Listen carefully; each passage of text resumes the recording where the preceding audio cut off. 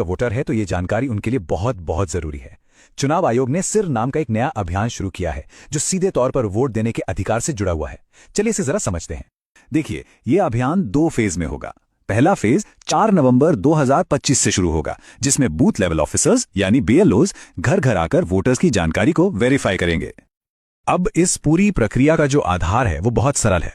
2025 की जो voter list है उसकी तुलना सीधे सीधे साल 2002 की लिस्ट से की जाएगी और इसी तुलना के आधार पर हर वोटर को ए से लेकर एफ तक 6 अलग अलग कैटेगरीज में बांटा जाएगा। मतलब 2002 की वो लिस्ट ही एक तरह से सब कुछ तय करने वाली है। तो सवाल ये उठता है कि किसी को कौन सी कैटेगरी मिलेगी। इसके लिए ना 2 मुख्य चीजें देखी जाएंगी। पहली, वोटर की उम्र, और दूसरी, 2002 की वोटर लिस्ट में उनके परिवार का नाम है या नहीं। ठीक है, तो सबसे पहले ग्रुप को देखते हैं। ये वो लोग हैं जिनकी उम्र 38 साल या उससे ज्यादा है, यानी जिनका जन्म 1 जुलाई 1987 को या उससे पहले हुआ है। अगर उनका नाम 2002 की लिस्ट में मिल जाता है तो उन्हें रखा जाएगा कैटेगरी ए में, और अगर नाम नहीं मिलता तो उन्हें डाल दिया जाएगा कैटेगरी बी में। एकदम सीधा सा हिसाब है।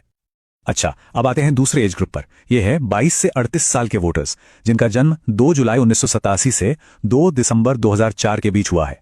अगर इनके माता या पिता दोनों में से किसी एक का भी नाम 2002 की सूची में है तो उन्हें मिलेगी कैटेगरी सी। लेकिन अगर माता पिता दोनों में से किसी का भी नाम उस लिस्ट में नहीं है तो फिर उन्हें कैटेगरी डी में रखा जाएगा। और आखिर में बात करते हैं सबसे यंग वोटर्स की, यानी 18 से 21 साल के वोटर्स की।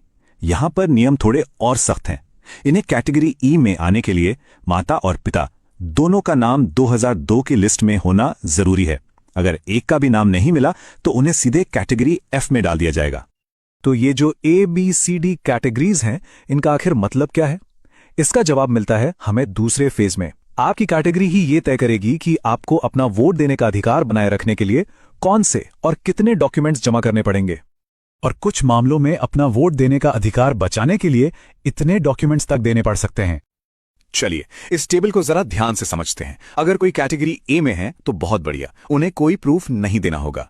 बी, सी और ई कैटेगरी के लोगों को सिर्फ अपना एक प्रूफ देना होगा। लेकिन कैटेगरी डी वालों को अपना और अपने माता या पिता में से किसी एक का यानी कुल 2 प्रूफ देने होंगे। और सबसे ज्यादा कैटेगरी एफ वालों को अपना और अपने माता पिता दोनों का मतलब कुल 3 प्रूफ पेश करने होंगे। और सबसे जरूरी बात, अगर ये प्रूफ नहीं दिए जा सके तो मतदाता सूची से नाम हटने का पूरा खतरा है।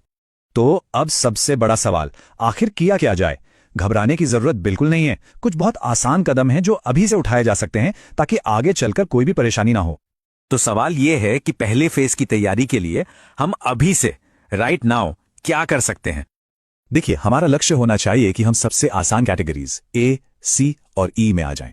इसके लिए क्या करना होगा? जिनकी उम्र 41 साल से ज्यादा है वो 2002 की लिस्ट से अपना नाम, भाग संख्या और क्रम संख्या ढूंढकर अपने बीएलओ को दे दें।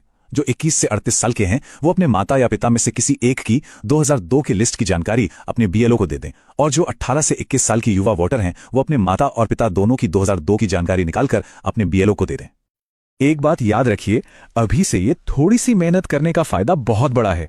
जब पहले फेज में बीएलओ वेरिफिकेशन के लिए आएंगे ना, तो उनके लिए आपको ए, सी या ई जैसी आसान कैटेगरी में डालना बहुत सिंपल हो जाएगा और आप भविष्य की बड़ी मुश्किलों से बच जाएंगे। आखिर में ये सारी मेहनत सिर्फ किसी दस्तावेज के लिए नहीं है। जैसा कि इस गाइड में कहा गया है, ये इसलिए है ताकि हमारा वोट देने का अधिकार बरकरार रहे और हम लोकतंत्र को बचा सकें। तो जागरूक रहिए, अपनी जानकारी तैयार रखिए और इस जरूरी संदेश को दूसरों तक भी जरूर पहुंचाइए।